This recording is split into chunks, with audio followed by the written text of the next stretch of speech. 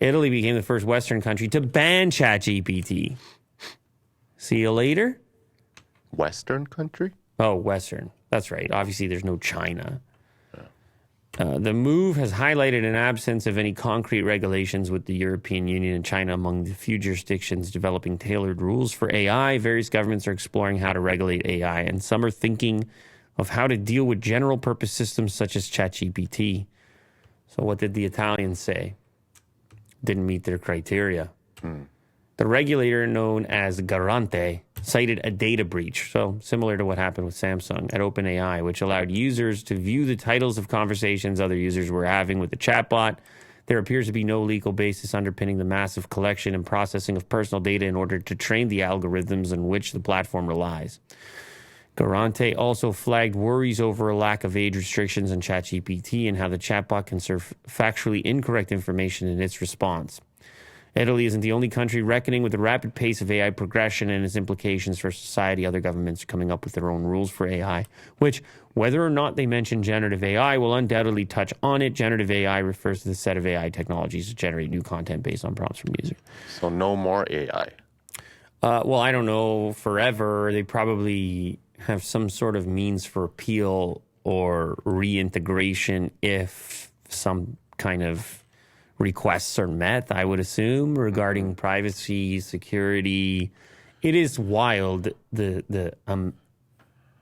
how quickly this thing blew up and how rapidly people began to contribute all types of data to it without really asking questions about what that all means. Now, obviously, we can contribute currently tremendous amounts of data to the likes of Google and Facebook and, even ByteDance for that matter. And we sign these agreements that say, yes, I signed my life away, and we just click yes, yes, yes. And I presume there's going to be some legal enhancements to what ChatGPT is doing and finding ways to alleviate some of the pressure and responsibility for something so vast and powerful. But this is very blunt force from Italy. Like, it's like no AI. I think it's a no AI for now. That's what I think it is. Germany considers following Italy and banning ChatGPT, although it is weird to use the word banning, not suspending or something. Yeah. But yeah, you have one country close by that does something like that. You start to look into it. After Italy's Data Protection Agency launched an investigation into suspected breach of privacy rules by ChatGPT, in principle, such action is possible in Germany. He added, it will fall within the jurisdiction of each of the nation's federal states. Data privacy watchdogs in other EU nations, such as France and Ireland, have also contacted the Italian data regulator to discuss its findings.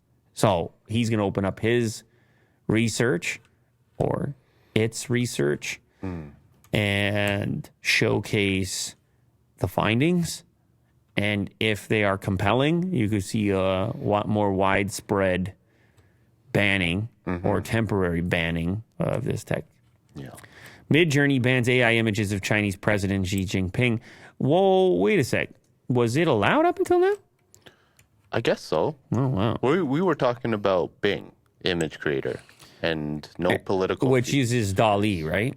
Yes. Yeah, but the guy who did the Trump arrest images on Midjourney was banned.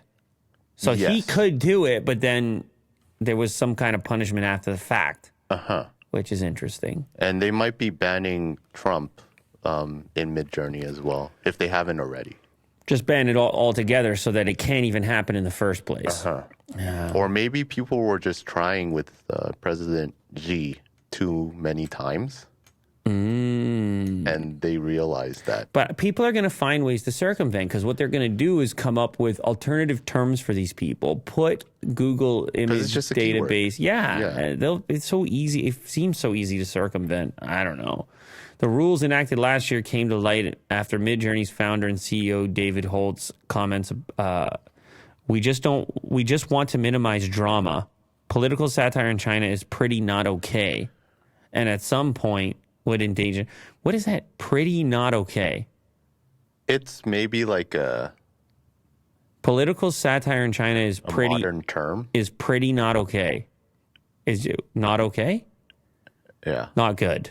It's trying to be casual about it, maybe. What about this? The context. Political satire in China is bad. Yeah, that's pretty straightforward. Not acceptable. And at some point scroll up a little bit, and at some point would endanger people in China from using the service. He continued by suggesting that banning Chinese political satire is for the greater good and moves the needle in a positive direction. God, I don't know. How do we have and decide who's able to make these decisions on what we can and can't do with these tools? It's pretty wild and crazy. Yeah.